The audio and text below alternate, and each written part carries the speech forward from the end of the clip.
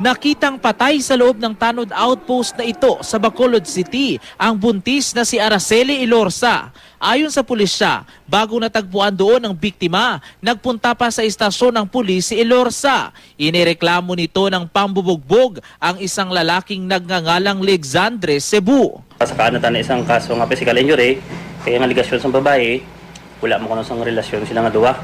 So hindi ni molo sa bawsi kung violation against women and children.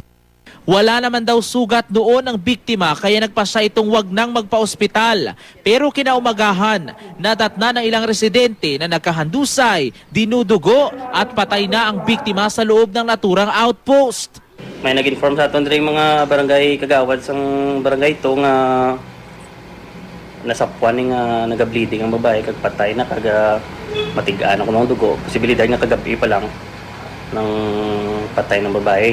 Naaresto sa follow-up operation sa Cebu. Napag-alamang suspect din pala ito sa ilang insidente ng panghuhold up sa lungsod. Isa sa mga biktima nito ang lumutang at sinabing kasama raw ni Cebu ang biktimang si Ilorza na nang hold up sa kanya isang araw bago ito nakitang patay.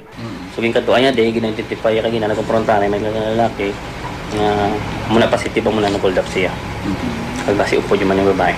Sinubukan ng GMA News na kunan ng pahayag si Cebu pero imbis na sumagot, humagulhol ito sa iyak ng malamang patay na si Ilorza. Sasampahan siya ng kasong panghuhold up at homicide. Patuloy namang inaalam ang sanhi ng pagkamatay ni Ilorza. Gayon din ang tunay na relasyon nito kay Cebu. Erwin Icavera, Nagbabalita, Pilipinas.